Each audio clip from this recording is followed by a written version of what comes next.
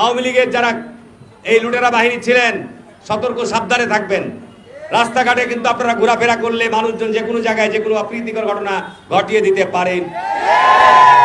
কারণ বাংলাদেশকে আপনারা নিজেদের ব্যক্তিগত সম্পদ মনে করেছিলেন।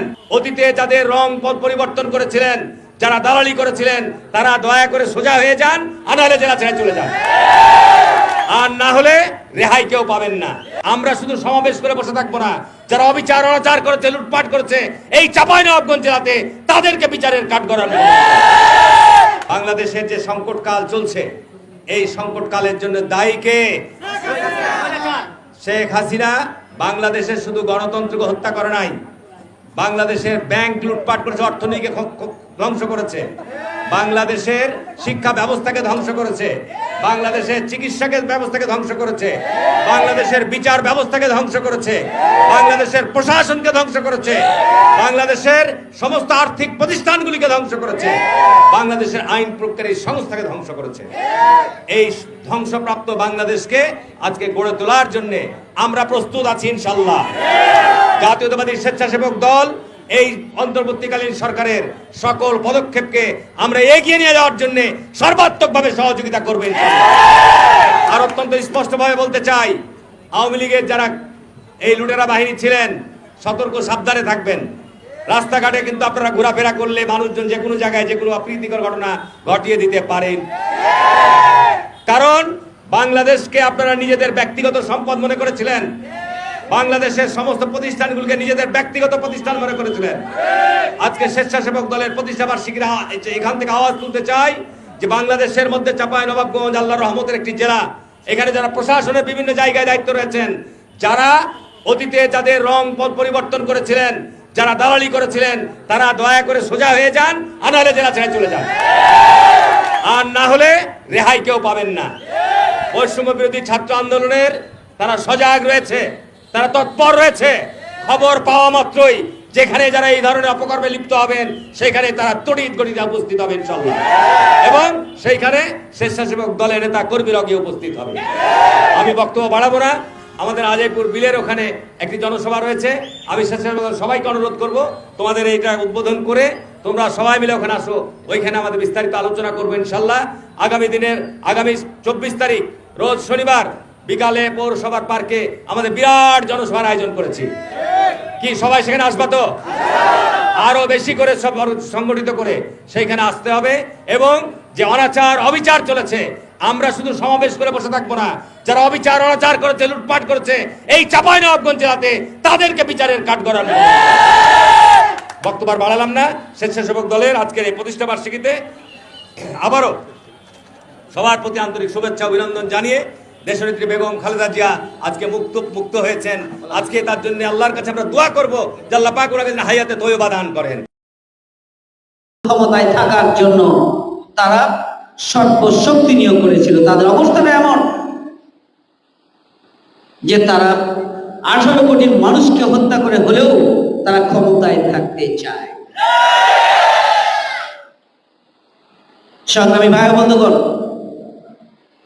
শহীদ পরিবারের সদস্যরা তাদের সন্তানদের, তাদের শহীদের সম্মানিত প্রিয় শহীদ পরিবারের সন্তানরা যারা জীবন দিয়েছে দেশ মাতৃকার মুক্তির জন্য, 18 কোটি মানুষের মুক্তির জন্য, একটি সুখী সমৃদ্ধশালী নতুন বাংলাদেশ প্রতিষ্ঠার জন্য, বাংলাদেশকে দ্বিতীয়বারের মতো স্বাধীন করার জন্য তারা জীবন দিয়েছে। সুতরাং সেই দিক থেকে তারা জাতির শ্রেষ্ঠ সন্তান। সরকারকে এই সমস্ত শহীদদেরকে উপাধি দিয়ে জাতীয় বীর উপাধি দেওয়ার জন্য পদক্ষেপ গ্রহণ করতে হবে। এই সমস্ত শহীদ পরিবারের ভরণ পোষণের ব্যবস্থা করতে হবে, ক্ষতিপূরণের ব্যবস্থা গ্রহণ করতে হবে।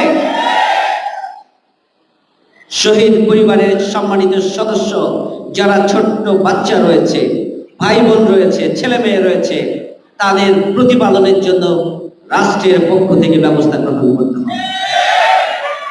আমি নির্দলীয় সরকারের কাছে অন্তর্বর্তীকালীন সরকারের কাছে সে আবেদন জানাচ্ছি, সে আহ্বান জানাচ্ছি,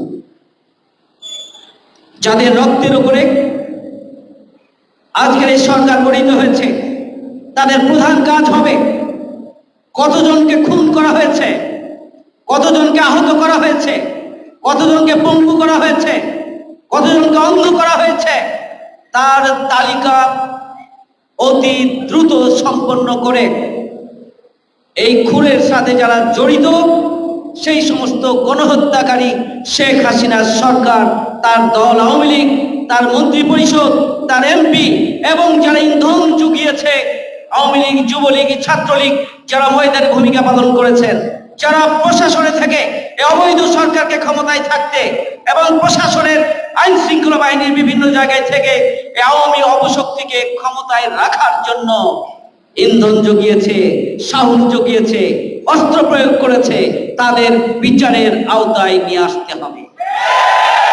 আন্তর্জাতিক আদালতে বিচার করতে হবে।